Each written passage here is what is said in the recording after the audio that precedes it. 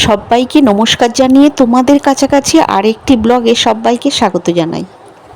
আমাদের আবাসনে আমরা সবাই একটা পরিবারের মতন। শ্যামের বার্থডে ছিল, আমরা কেউ জানতাম না। আমাদের সবার প্রিয় রঞ্জন দাই দায়িত্ব নিয়ে একটা কেক এনে আমাদেরকে সবাইকে ডেকে নিয়ে গিয়ে শ্যামের ঘরে গিয়ে ওদেরকে সবাই মিলে সারপ্রাইজ দিলাম। ওরা তো কেউ এক্সপেক্ট করেনি যে আমরা সবাই মিলে এভাবে গিয়ে চমকে দেব। অনেক মজা হলো। আর শ্যাম বা ওর স্ত্রী দীপিকা, ওর মা সবাই তো খুব খুশি হলো।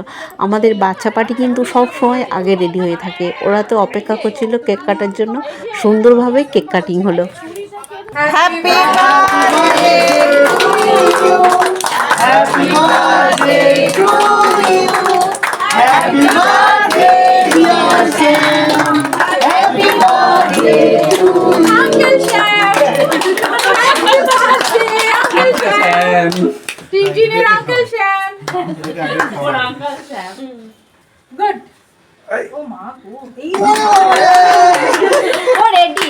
থ্যাংক ইউ বলো, থ্যাংক ইউ বলো। দীপিকার সামনে এসো। এসো এসো। বন্ধুরা তো বললো না, কাকু ভাই বলছি। খুব সুন্দরভাবে কেকটা কাটা হলো। তারপরে মিস্টার আর মিসেস দুজনকে কেক খাইয়ে দিল।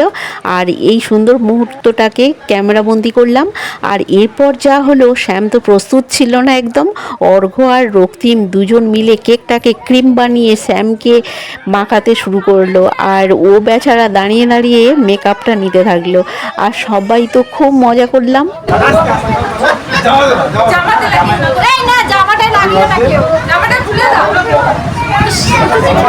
মেকআপ হচ্ছে, মেকআপ হচ্ছে।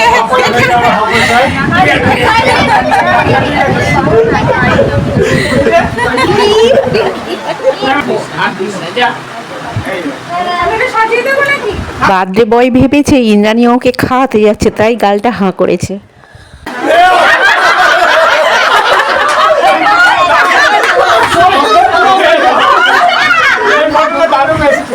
যাই হোক, অনেক আনন্দ হলো। এরপর খাওয়ার পর্ব, সবাইকে জন্মদিনের পায়েস খেতে দিল।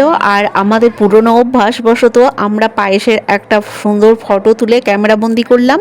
তারপর এলো কেক আর চানা। ওদের তো আগে জানানো হয়নি, আমরা হঠাৎ করে সবাই চলে এসেছি। আর ওরা কিছু আয়োজন করেও উঠতে পারেনি, তাই দীপিকা খাবারটাকে প্রসাদ বলছে।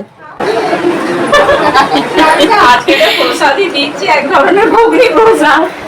এই তোমাদের খাবারটাকে আমরা মনে হচ্ছে ভাগ্যশালা। না না, কোনো না, বরং এইটাই ভালো লাগলো। সবাই খাওয়ায় ব্যস্ত। আর রবিবার দিন আমাদের একটা ফুচকা পার্টি আছে, তার হিসাব নিকাশ চলছে আমার আর মৌসুমীদের মধ্যে। হ্যাঁ 21। হ্যাঁ আচ্ছা। আর পাঁচতলায় কে আছে? আর পাঁচতলায় না, পাঁচতলায় কেউ নেই। আর কেউ নেই। আর রুচি এখন আসেনি।